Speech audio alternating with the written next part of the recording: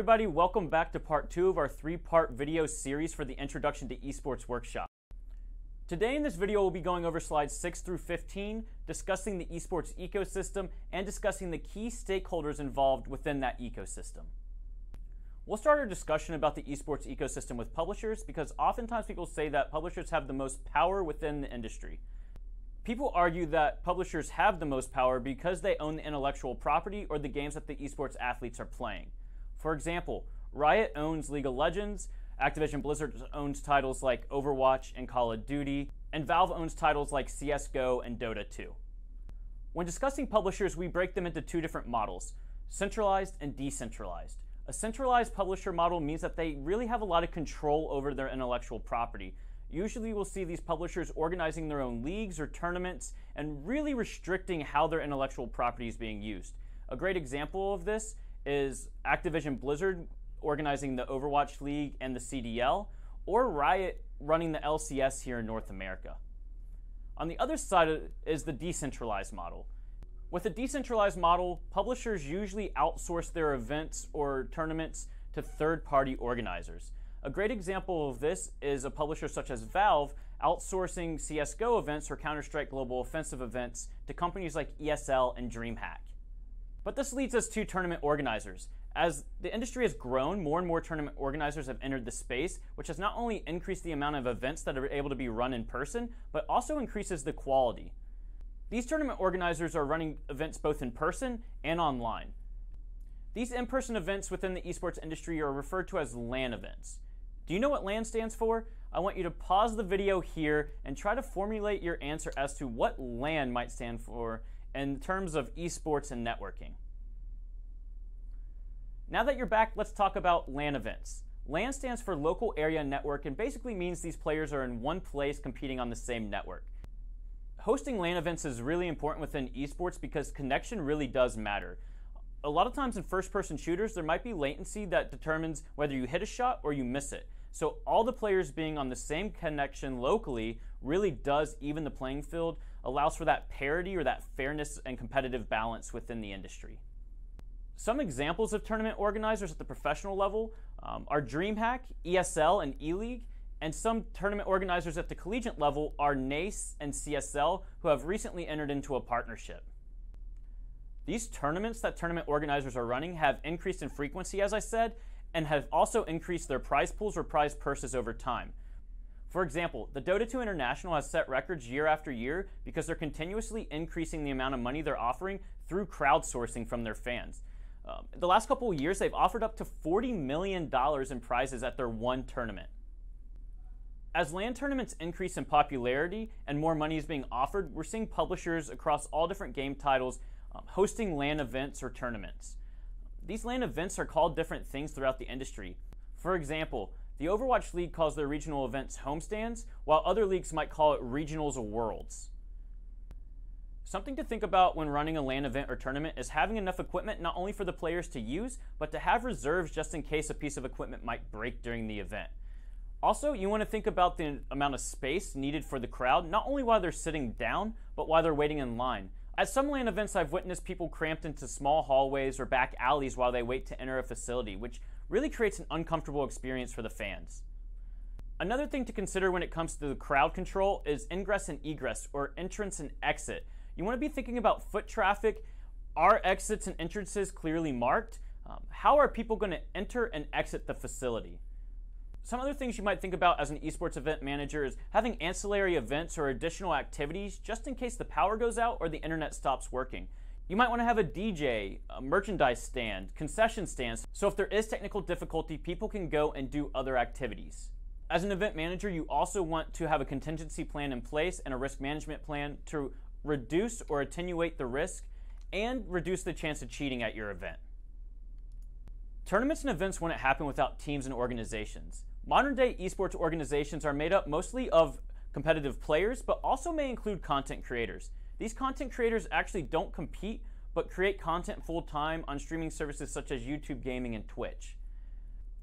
Before we go any further, pause the video here and make a list of esports organizations that you've heard of or that you are a fan of.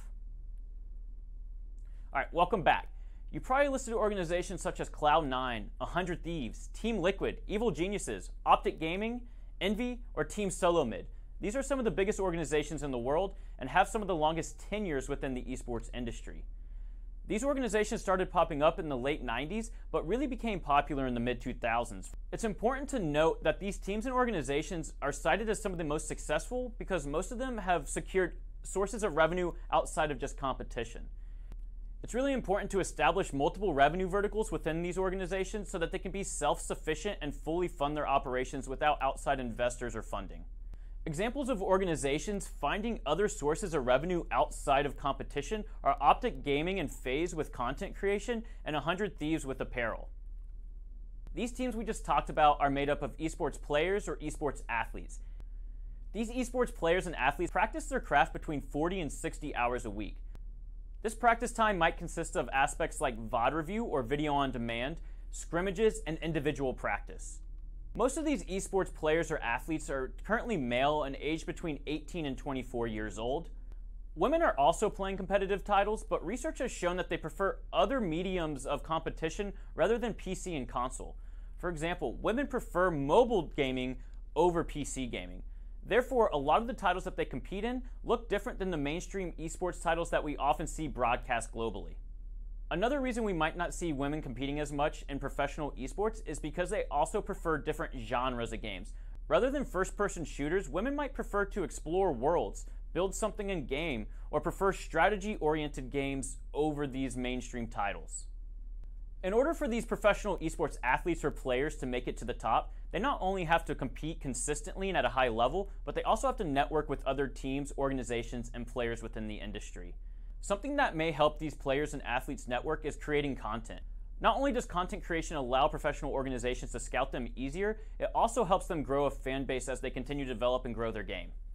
A great way for amateur esports athletes to get noticed are academy teams. Academy teams are kind of the minor league of esports. These academy teams allow amateur players to play with other top talent and also give them more exposure to teams at the professional level that might be looking for new players to recruit. Another side of amateur esports that we don't really talk about a lot is collegiate esports. There's now over 300 varsity level collegiate esports programs around the country. What I mean by varsity is they have their own dedicated practice space and they have a full-time faculty or staff to supervise the program. Amongst the hundreds of programs that offer varsity esports at the collegiate level, over 200 of them offer some sort of scholarship. These typically range from about $500 up to full ride tuition coverage. Two of the most prominent names in collegiate esports right now are NACE and CSL, and as previously mentioned, they've recently entered into a partnership and are working on collegiate esports initiatives. It's also important to note that currently within the collegiate esports space, the NCAA is not involved.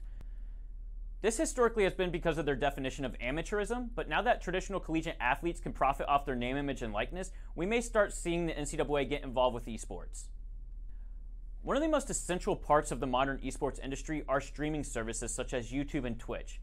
We'll talk about these services more in part 3 and their importance, but just know that these increase exposure so that more people around the world can watch and discover esports on a daily basis. Currently within the industry, Twitch still dominates the viewership with over 70% of the market share, while YouTube is a consistent second with Facebook Gaming coming in third. Other platforms such as TikTok have become pivotal for content creators and esports athletes to grow a fan base and promote their brand due to the short, interactive digital media content that they're able to post. I got a question for you though. Before we continue, do you think Twitch viewership increased or decreased in 2020? Brainstorm for a bit and then come back to the video. Alright, so what did you think? Did viewership increase or decrease? Well, if you said increase, you're correct. Historically, Twitch viewership has increased year over year, and we don't expect it to slow down anytime soon. We'll talk about sources of revenue in part 3 of this workshop series, but just know that digital and streaming are now prominent sources of revenue for the esports industry. In part 2 of this workshop series, we've talked about the esports ecosystem and the key stakeholders involved. I hope you learned something today. You can go ahead and click on the next part of this workshop series that discusses esports awareness, esports fans, and revenue sources, both for players and the entire industry.